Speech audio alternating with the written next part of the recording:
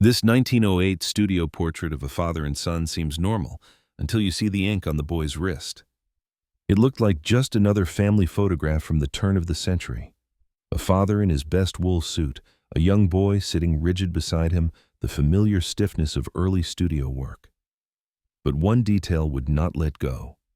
Dr. Sarah Brennan had been working in the archive of the Tenement Museum on Orchard Street for 11 years when she first saw the photograph in a cardboard box of uncatalogued materials donated by a Lower East Side estate.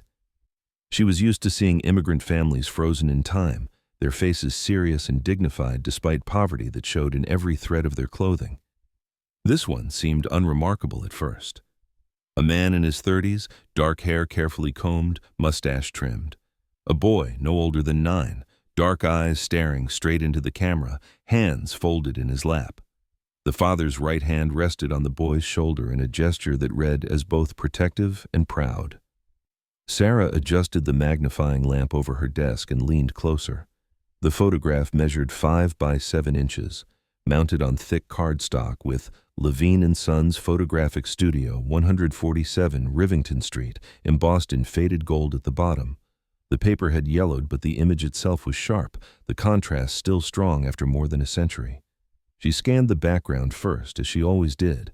Plain muslin backdrop, typical. A painted column to the left, standard studio prop. The lighting came from above and slightly to the right, creating shadows under their chins that gave their faces a sculptural quality.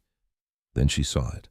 On the boy's left wrist, just visible where his sleeve had ridden up slightly, there was a mark. Not a bruise or a natural shadow. Something deliberate. She reached for her jeweler's loupe and bent until her nose was inches from the glass. The mark was dark, almost black, about the size of a dime.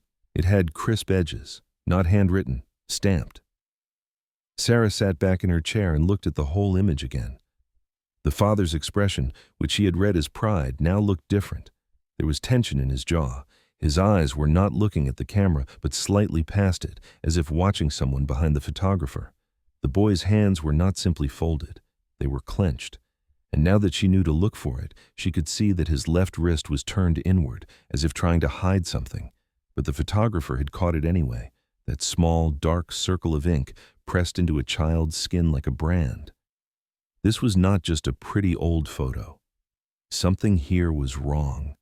Sarah Brennan had worked with thousands of photographs from the immigrant communities of early 20th century New York. She had cataloged images of sweatshop workers, pushcart vendors, children playing in alleys between tenements. She had studied the work of Jacob Riis and Louis Hine, had learned to read class and labor and survival in the details of fabric and posture. She knew what exploitation looked like when it was visible, but she had never seen this particular mark before, and that bothered her. She removed the photograph carefully from its cardboard sleeve and turned it over. The back of the mounting card was blank except for a pencil notation in a shaky hand. Dmitry and Alexei Volkov, May 14, 1908. Below that, in different handwriting, darker and more recent, found in Papa's trunk. Line 63. She set the photo on the scanner bed and captured it at the highest resolution the equipment allowed. On her monitor, she zoomed in on the mark. At 400% magnification, she could see that the ink had bled slightly into the fibers of the boy's skin, the way a rubber stamp does when pressed too hard into porous material. The shape was circular with something inside it. A number, maybe. Or a letter. She adjusted the contrast and sharpness until her eyes ached. It was a number. The digit 3. Sarah pulled out her phone and photographed the physical print from several angles under different lights. Then she slid it into an acid-free sleeve and locked it in the climate-controlled cabinet, but she kept the digital files open on her screen. She had a rule for herself, developed over a decade of archival work. If something made her stomach turn, if something made her want to look away, that was exactly what she needed to pursue. Because if she felt that instinct, it meant someone had worked very hard to make sure this story stayed hidden. She started with the obvious. The photographer's name was easy to trace. Nathan Levine had operated his studio on Rivington Street from 1903 to 1919, serving the Jewish and Eastern European immigrant communities that packed the tenements east of the Bowery. City directories listed him at that address in every year of operation. His advertisements in the Yiddish-language newspaper, Vorwärts, promised Fine portraiture for all occasions, reasonable prices, children welcome. There was nothing sinister in the public record, just another small businessman trying to make a living in a neighborhood where people scraped together pennies for a photograph that might be the only image of themselves they would ever own. The Volkov name was harder. Sarah started with the 1910 census, working backward. She found a Dmitry Volkov, age 38, living at 23 Eldridge Street. Occupation, garment worker. Country of origin, Russia. Year of arrival, 1902. Living with him, wife Anna, age 34, daughter Katerina, age 12, but no son named Alexei. She checked the 1900 census. No Volkovs at all. She tried 1920. Dmitry was still there, same address, now listed as a presser in a coat factory. Anna was listed. Katerina was listed, now married with a different surname. Still no Alexei. She pulled the death records for New York County between 1905 and 1915. 7 deaths of children named Alexei or variations thereof in immigrant families, none with the surname Volkov. She tried birth records. Nothing. It was as if the boy in the photograph had never existed in any official capacity except for that single pencil notation on the back of a studio portrait. Sarah called Rachel Stein, a historian at YIVO Institute for Jewish Research who specialized in Eastern European immigration and labor history. Rachel arrived at the museum 2 days later with a leather bag full of microfilm reels and a thermos of coffee that they shared in the cramped reading room. "Show me the photo," Rachel said. Sarah pulled it up on the monitor. Rachel leaned in, squinted, then pulled out her own reading glasses. She stared at the screen for a long time without speaking. "That's not a child's hands," she finally said. "Look at the knuckles. Those are working hands." Sarah zoomed in on the boy's clenched fists. Rachel was right. The skin was rough, the nails short and uneven, the hands of a child who did manual labor. "And that mark on his wrist," Rachel continued, "I've seen something like that before. Not exactly that, but similar. In records from the Hebrew orphan asylum upstate. They used to mark children who were being sent out." "Sent out where?" "Placed out. To homes, supposedly. To families who would take them in, give them a Christian upbringing, teach them a trade. That's what the charity paperwork said. But the historians who've worked on this period, we know that many of those children ended up as unpaid labor. Farm workers, domestic servants, factory hands. The charities got paid per placement. The receiving families got free labor. And the children had no say." Sarah felt something cold settle in her chest. "You're saying orphanages were selling children?" "Not selling, officially. Placing. But yes, essentially. There were dozens of these placement societies operating in New York between 1890 and 1920. Some were legitimate. Some were barely disguised labor brokers. They'd mark the children to keep track of them, like inventory. "But this boy wasn't an orphan," Sarah said. "He's sitting there with his father." Rachel nodded slowly. "Then the question is, why does he have that mark?" Over the next week, Sarah went deeper. She contacted the archives of every major orphanage and children's aid society that had operated on the Lower East Side during the first decade of the 20th century. Most of the records had been destroyed or lost, but the New York Foundling Hospital still had intact ledgers from 1905 to 1912. A research librarian there named Martin agreed to check their placement logs for any mention of the Volkov name. He called her back 3 days later. "I found something, but it's strange. There's no Alexei Volkov in our records, but there is an entry for May 2nd, 1908. A boy aged approximately 8 to 9, first name Alexei, surname listed as unknown, placed with a family named Katz, address 89 Hester Street. Placement fee paid by the Benevolent Home Placement Bureau." "What's the Benevolent Home Placement Bureau?" "No idea," Martin said. "Never heard of it. It's not one of the major agencies, but it shows up a lot in these logs, always as the paying party. Dozens of children between 1906 and 1914, always the same notation, payment received, child placed." Sarah wrote down the name and circled it twice. Then she went hunting. The Benevolent Home Placement Bureau had no listing in any city directory she could find. No advertisements, no incorporation papers filed with the state. It was a ghost. But the name kept appearing in fragmentary records. A mention in a 1909 letter from a settlement house worker complaining about unscrupulous agents.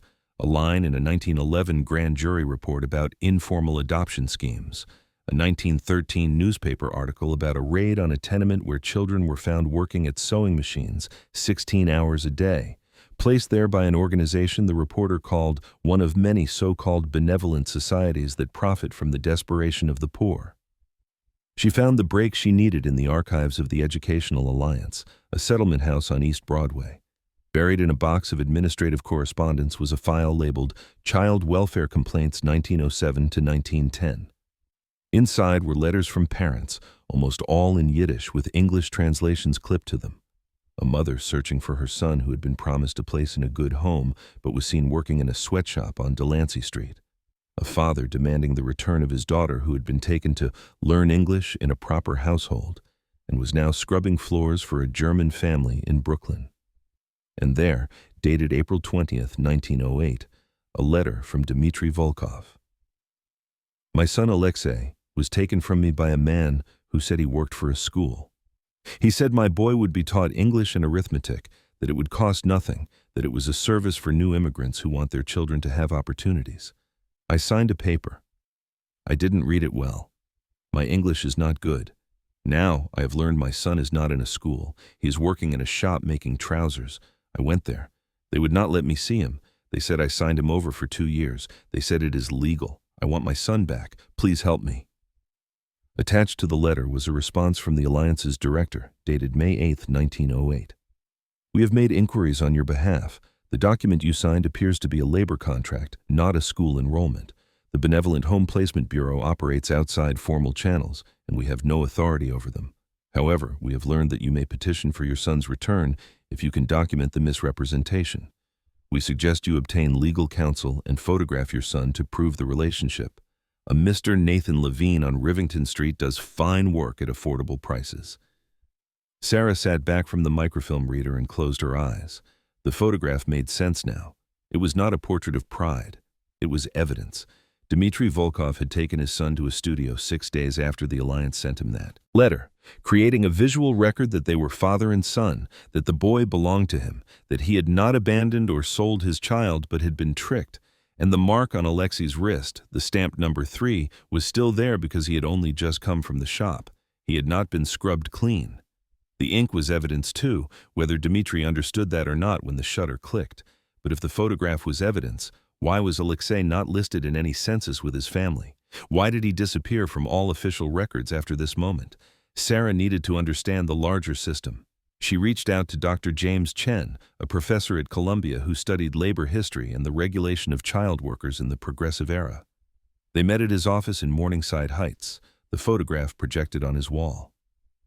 Placement bureaus, James said, tapping his pen against his desk. They existed in a legal gray zone. They weren't adoption agencies, which had to follow some state oversight by 1910. They weren't employment agencies, which were supposed to be licensed. They called themselves benevolent societies, claimed charitable status, and moved children around as if they were finding them homes. But what they really did was supply labor. How many of these bureaus were operating? In New York? Hard to say. Maybe 24 that we know of by name, probably more that left no paper trail. The progressive reformers were starting to crack down by 1909, but enforcement was weak. And the demand for child workers was enormous. Garment shops, textile mills, box factories, flour making, you name it. The owners wanted workers with small hands who could be paid pennies and wouldn't complain. Immigrant families wanted their children off the streets and earning. The bureaus positioned themselves as middlemen, benevolent middlemen. What was the marking system? James pulled a book from his shelf and flipped to a marked page. This is from a 1910 reform report. It describes how some bureaus stamped or tattooed children to track which broker placed them in case there was a dispute about payment. The brokers got a fee from the employer and sometimes from the charity that referred the child. The mark was proof of ownership, essentially. There were scandals about it, a few newspaper exposés, but most of it was buried because it implicated respectable people. Wealthy donors to orphanages, factory owners, even some settlement house workers who thought they were doing good. Could a parent get their child back once they figured out what happened? If they had money for a lawyer, maybe. If they could prove misrepresentation, maybe. But most of these families were barely surviving. They didn't speak English well. They were terrified of authorities, and the contracts they signed, even if they didn't understand them, were legally binding in most cases. The child was technically apprenticed, not enslaved. The parent had signed. The law was not on their side. Sarah thought of Dmitry Volkov, a garment worker in a city that chewed up garment workers, trying to navigate an English-language legal system to save his son. She thought of the photograph, that formal portrait that was supposed to be proof, sitting in a trunk for decades because it had not been enough. Whatever happened to Alexei, it had not been a happy ending, or there would have been more photographs. He would have appeared in the census. His name would have stayed in the family. She went back to the Lower East Side, to the buildings that were still standing from that era. 23. Eldridge Street, where the Volkovs had lived, was now a boutique cafe on the ground floor with expensive apartments above. 89 Hester Street, where the Foundling Hospital record said Alexei had been placed with a family named Katz, was a vacant lot. The building had been demolished in the 1960s, but the Educational Alliance was still there, operating in the same building, and their archive went deeper than what Sarah had seen on microfilm. The head archivist, a man named David Margolis, gave her access to the uncatalogued material in the basement, boxes of intake forms, complaint files, legal referrals. She found another letter from Dmitry Volkov dated July 3, 1908. I went to the courthouse. They said I must pay a filing fee of $10. I do not have $10. I went to the Benevolent Home Placement Bureau office. The door was locked. A neighbor said they moved. I do not know where my son is now. The shop on Delancey Street is closed. Please help me. The Alliance's response dated July 18th was shorter this time. We have assisted you as much as we are able. The Bureau appears to have ceased operations. We suggest you contact the police. There was no record of whether Dmitry ever did. No police report with that name and date. No court filings. Just silence after that second letter, as if the whole matter had evaporated. Sarah spent 2 more weeks tracing the Katz family. She found them in the 1910 census at a different address on Hester Street. Jacob Katz, age 44, Taylor. Wife Sarah, age 39. 4 children, ages 14 to 6. No Alexei listed, no additional child. She checked death records again. Nothing. Then she found a record she almost missed filed under Charities and Corrections in the municipal archives. A log from the Hebrew shelter for homeless boys on Avenue D. In June of 1908, a boy approximately 9 years old had been brought in by a beat cop who found him sleeping in an alley near the East River. No name given. No family claimed him. He was admitted to the shelter, assigned the number 3 in that month's intake roster, and after 2 weeks transferred to the Mission of the Immaculate Virgin on Staten Island, where the record stopped. Sarah contacted the mission's successor organization. They had spotty records from that period, but they confirmed that children transferred from the shelter sometimes arrived with numbers instead of names. The boys were eventually given new identities, new surnames, if they were placed out again to farms or foster homes in Pennsylvania or upstate New York. The boy in the photograph, Alexei Volkov, had almost certainly become number 3, the nameless child in a system designed to erase him. But why? Why would a father who was fighting to get his son back not report him missing when he disappeared from the Katz household? Unless he did not know. Unless the Bureau, or the family, or someone in the chain told Dmitry that Alexei had been sent somewhere better, somewhere he could not follow. Or unless Dmitry himself had given up, exhausted and out of money, believing the system was too big to fight. Sarah brought the photograph and her research to Dr. Rachel Stein and Dr. James Chen. They sat in the Tenement Museum's reading room, a space usually reserved for visiting scholars, and spread out photocopies of the documents she had found. The letters, the census records, the shelter logs, the photograph projected on the wall behind them. This wasn't just one predatory bureau, Rachel said quietly. This was a system. Charities that claimed to help immigrants actually funneling children into labor, employers who knew exactly what they were buying, legal frameworks that protected contracts over children, and families like the Volkovs who had no recourse because the whole apparatus was designed to keep them powerless. James pointed at the image on the wall. And that mark on his wrist is the smoking gun. It's physical evidence that these children were being branded like livestock. If we can prove that Mark matches the Hebrew shelter's intake system, we've got a direct line from a so-called benevolent bureau to an actual warehouse of child laborers. Sarah nodded. But we have another problem. The Tenement Museum's board. 2 weeks later, she was sitting in a conference room on the museum's second floor with 7 board members, the executive director, and 2 lawyers. The photograph was displayed on the screen at the front of the room. Sarah had prepared a 12-page report summarizing her research with footnotes and archival citations. She distributed copies and waited while people read. The executive director, a woman named Linda Rothman, who had led the museum for 8 years, spoke first. "This is extraordinary work, Dr. Brennan. It's exactly the kind of hidden history we're supposed to be bringing to light, but I need to understand what you're proposing." "I want to build an exhibition around this photograph," Sarah said. "Not just a wall label, a full installation, the Volkov family, the bureau system, the child labor pipeline, the legal battles that families lost, the children who disappeared. And I want to work with descendants if we can find them." One of the board members, a man in his 60s who ran a real estate firm, cleared his throat.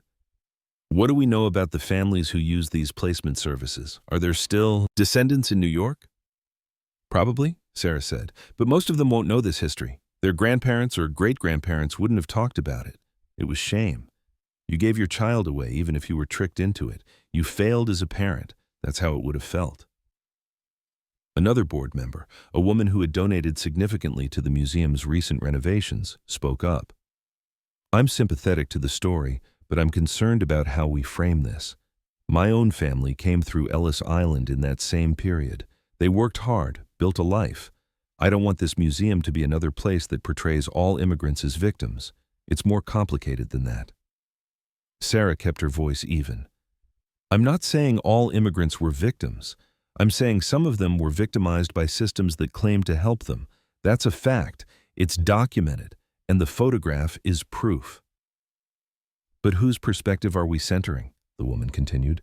"The fathers, the boys, the bureaus? How do we tell this story without making it feel like we're exploiting the tragedy?" "We center the boy's perspective," Sarah said, "because he's the one whose voice was completely erased. No census record, no death certificate we can find, no grave with his name. He was turned into number 3. The photograph is the only evidence that he existed as Alexei Volkov, and his father made sure of that. He took him to a studio, spent money he didn't have, created proof. That's an act of love and resistance. That's the story." The room was quiet. Then one of the lawyers spoke. "What's the legal exposure here? If we accuse organizations or families by name of participating in child trafficking, do we open ourselves to defamation claims?"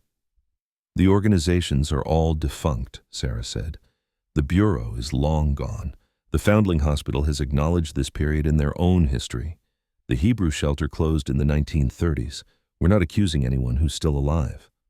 "But the families," the lawyer pressed. "The Katz family. You said the boy was placed there. If their descendants are still in New York, are we saying they enslaved a child?" Sarah felt her frustration rising, but kept it out of her voice. "I'm saying that in 1908, a family took in a boy who was supposed to be there temporarily, and then that boy vanished from all records. Maybe they didn't know he'd been taken from his father under false pretenses. Maybe they were told he was an orphan, but the system lied to everyone. That's the point. The Volkovs were lied to. The receiving families were probably lied to. The only people who knew the truth were the brokers, and they disappeared." Linda, the executive director, leaned forward. "Let's set aside the legal questions for now. What I want to know is, how does this serve our mission? What do visitors take away from an exhibition like this?" "They take away the understanding that old photographs lie," Sarah said, "that a formal portrait can be an act of desperation. That respectability in the early 1900s often depended on erasing the people who didn't fit the narrative. And that if we're going to tell the history of immigration honestly, we have to tell all of it, not just the success stories, not just the Ellis Island mythology, the exploitation, the betrayal, the children who got lost. That's part of the story, too." The board debated for another hour. Some members argued that the photograph was too ambiguous, that the research was strong but not definitive, that an exhibition would be too controversial. Others argued that controversy was part of the museum's job, that challenging comfortable narratives about immigration history was exactly what they should be doing. In the end, the executive director made the call. The museum would move forward with a smaller project first. Not a full exhibition, but a case study installation, one photograph and its story, placed in the existing galleries with explanatory text. If it generated positive response, they would consider expanding it later. Sarah agreed, but only on one condition. She wanted to try to find descendants of the Volkov family. If Dmitri and Anna had other children, if Katerina the daughter had children, someone in that line might still be alive, and they deserved to know what their ancestor had fought for, even if he lost. It took 6 months. Sarah worked with a genealogist who specialized in Eastern European Jewish families. They traced Katerina Volkov, who had married a man named Samuel Rosen in 1916 and moved to Brooklyn. They found her death certificate from 1974. They found her son, Leonard Rosen, who had died in 2003, and his children, 2 daughters. One lived in Philadelphia, the other in Los Angeles. Sarah sent letters to both. Only one responded. Her name was Emily Rosen, a social worker in her 50s living in Silver Lake. She called Sarah a week after receiving the letter. "I don't know anything about a lost uncle," Emily said on the phone. "My grandmother never mentioned a brother, but she was a very quiet person. She carried a lot of sadness that she never talked about." Sarah sent her digital copies of the documents, the letters, the photograph. Emily was silent for a long time after opening them. "My God," she finally said. "This is real?" "It's real." "Can I come see the original photograph?" Emily flew to New York 2 weeks later. She sat in the museum's reading room, the same place Sarah had first examined the image, and stared at the faces of Dmitri and Alexei Volkov. She cried. Not dramatic tears, but quiet, steady weeping that she didn't try to hide. "They look so much like my grandmother," she said. That expression, that wariness, she had it her whole life, like she was waiting for something terrible to happen. "She lost her brother when she was 12, Sarah said gently. "He disappeared into a system that didn't care about keeping families together. Your great-grandfather tried to fight it and failed. That kind of trauma stays." Emily reached out and touched the glass frame protecting the photograph, her fingers hovering over the image of the boy's marked wrist. "What happened to him? Do we know?" "We know he ended up in an orphanage under a number instead of a name. After that, the trail goes cold. He might have been placed out to a farm. He might have stayed in an institution. He might have died young. We'll probably never know for certain. But we know he existed. We know someone tried to save him." "Yes." The installation opened in the Tenement Museum in November of 2024. It occupied a small alcove on the second floor, between the recreated apartments. The photograph was displayed at eye level, lit carefully to bring out the detail. Next to it, enlarged to poster size, was a close-up of the boy's wrist, the mark clearly visible.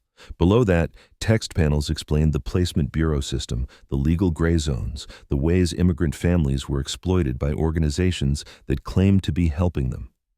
On the opposite wall, Sarah had displayed copies of Dmitri Volkov's letters. Visitors could read his words in the original Yiddish and in English translation.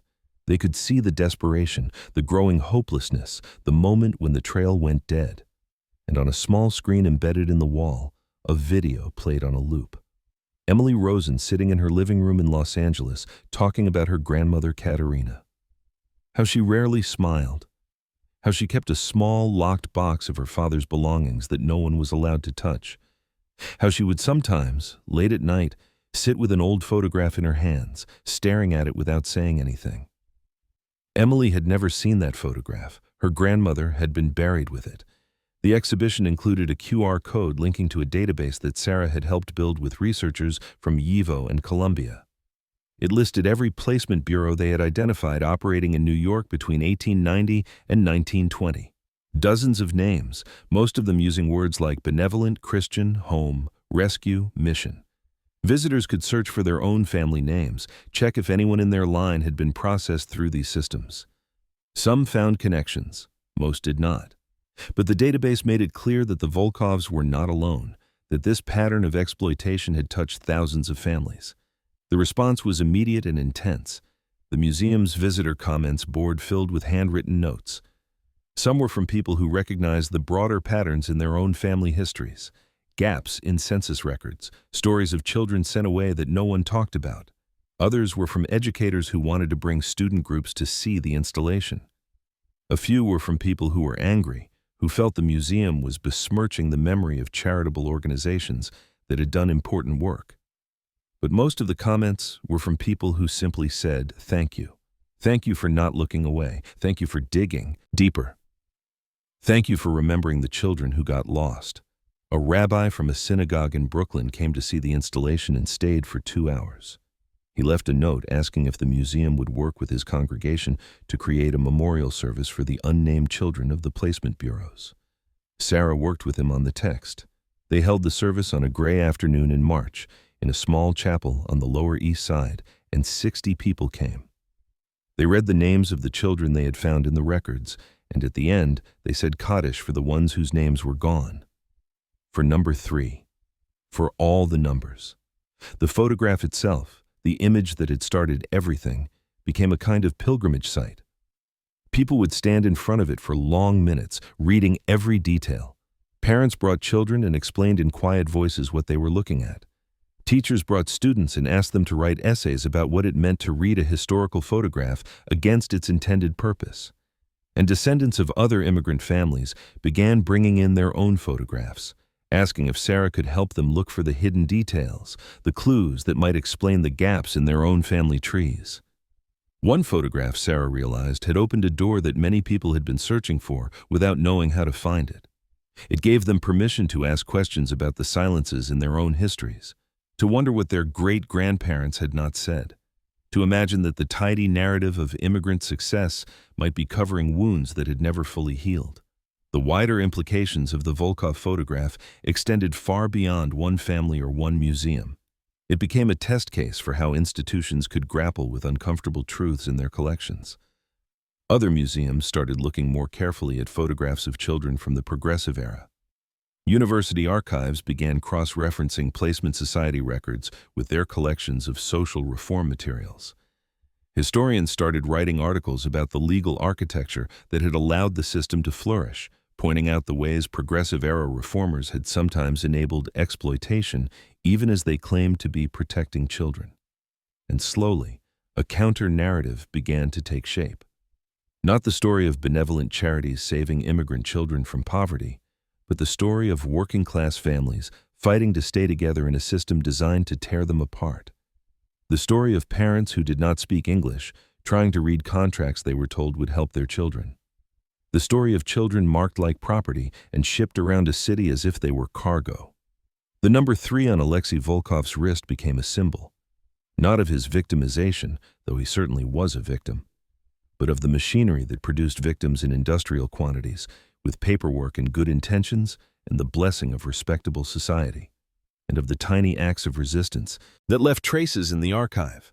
A father taking his son to a photographer, letters written in desperate Yiddish, a photograph that accidentally recorded evidence its subjects never intended to show.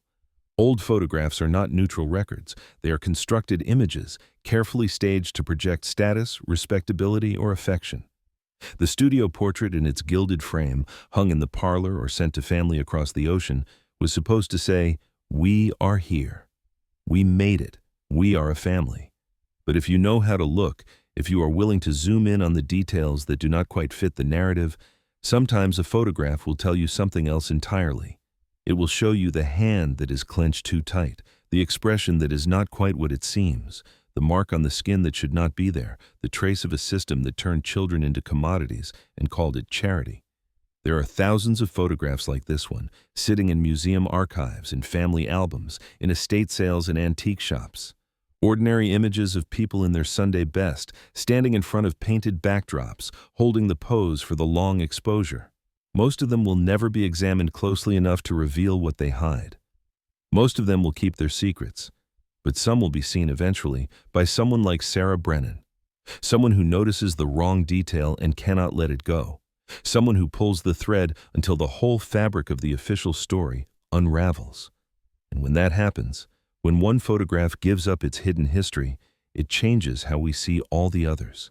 It reminds us that every image is a choice about what to show and what to conceal, and that the people who had no power when the shutter clicked deserve to have their stories told.